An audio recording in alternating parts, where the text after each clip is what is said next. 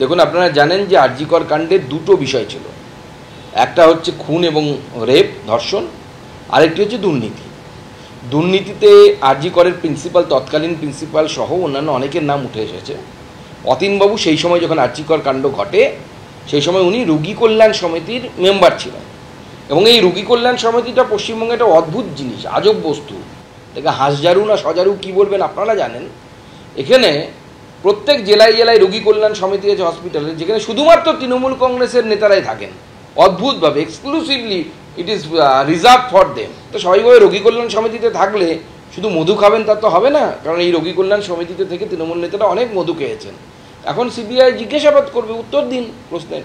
অতীন ঘোষের নামটা অনেকদিন ধরে আমাদের স্ক্যানারে ছিল, কিন্তু সামনে আসছিল না। আজকে হঠাৎ করে এসছে, একটু ভালো লাগছে আর কি। এটা একটা মানে যখন আমরা টালা থানায় ছিলাম এবং 9 তারিখের যে ঘটনাগুলো ঘটেছে তার নেতৃত্বে সম্ভবত উনি ছিলেন। এটা উনি হচ্ছে রোগী কল্যাণ সমিতির আরেকজন সদস্য, ওনার নামটা কিছুতেই সামনে আসছিল না। 14 তারিখে যে ঘটনাটা ঘটেছে সেটাও হয়তো পরবর্তীকালে দেখেছি যে ওনার নেতৃত্বে বা যাদের যাদের সিট জমা পড়েছে তাদের নেতৃত্বে হয়েছে ঘটনাটা। ওনার নামটা সামনে আসছিল না, অনেকদিন বাদে ওনার নামটা সামনে আসছে। আরেকজনের নাম সামনে আসছে না এখনো, দেখা যাক। না, সেটা নামটা বলবো না এখন। এটা তো অন্য ডিপার্টমেন্ট। এই আমাদের যে রেপ অ্যান্ড মার্ডার কেসের সঙ্গে তো এরা যুক্ত না। এরা নিজাম প্যালেসের কাছ থেকে কাজ, এদের আয়োগ টোটালি আলাদা।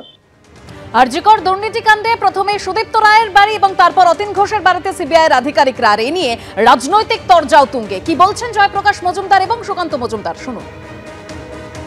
দুর্নীতি মামলা হলে আজকে দেখুন, আসল যে ঘটনা সেটা তো হয়ে গেছে। উই ওয়ান্ট জাস্টিস বলে কিছু লোক চিৎকার করলেও ওটা হয়ে গেছে কোর্টের মধ্যে। সিবিআই তদন্ত করেছে, করে কোর্টে নিয়ে গেছে। আর জি করের চিকিৎসা প্রধান, মানে যিনি সুপার ছিলেন, তাকে গত 1 বছরেও নাকি একবারও ডেকে কেউ সিবিআই আর জিজ্ঞাসাবাদও করেনি। এদিকে দুর্নীতি মামলা চলছে। কি যে হচ্ছে, কেন হচ্ছে, এটা কি ওই ইডি সিবিআই এর নতুন খেলা শুরু হয়ে গেল যে ভোট আসলেই কয়েকজনের বাড়িতে যেতে হবে, কয়েকজন নেতা নেত্রীর বাড়িতে যেতে হবে? যদি প্রধান অভিযুক্ত তখনকার সুপার থাকে, তাহলে তাকে কেন গত 1 বছরে একবারও সিবিআই জিজ্ঞেস করলো না? তার উত্তর তো সিবিআই কে দিতে হবে। আমি বলে দিচ্ছি, আমি বলছি এটা হচ্ছে 1 সেকেন্ড, সবাই চিৎকার করলে বলবো।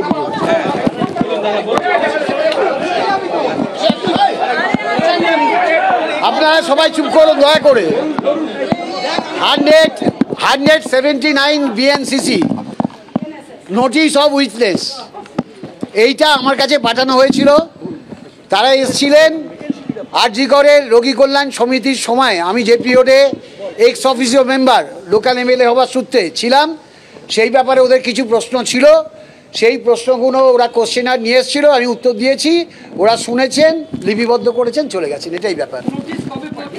নোটিশ পরশুদিন রাত্রিরে আমার বাড়িতে এসেছিল। হ্যাঁ, নোটিশ এসেছিল। তার আগে ওনারা ফোন করে আমার সাথে কথা বলতে চেয়েছিলেন, কিন্তু এখন তো অনেক ফ্রড ফোন হয়। তো আমি আশা করেছিলাম নোটিশ এলে আমি কথা বলবো। তো ওরা বলছে এরকম আমরা 500-600 লোককে এরকম উইটনেস ইন্টারোগেশন করেছি। তো আপনার কাছেও আমরা এই নোটিশ পাঠিয়েছি, এটা সার্টিফিকেট অফ উইটনেস। আমরা আপনার কাছে কয়েকটা প্রশ্নমালা নিয়ে এসেছি। আমি সেই প্রশ্নের উত্তর দিয়েছি। তারা তাদের মতো করে প্রশ্নের উত্তর নিয়েছেন। একজন নাগরিক হিসেবে আমার কোঅপারেশন করার কর্তব্য এবং আমার ভূমিকা রোগী কল্যাণ সমিতি এক্স অফিসিও মেম্বার 3-4টে বছরে মিটিং অ্যাটেন্ড করা ছাড়া এই কোনো ভূমিকা ছিল না। সেইগুলো ওনাদের কাছে এক্সপ্লেন করেছি, ওনারা শুনেছেন, লিপিবদ্ধ করেছেন, চলে গেছেন।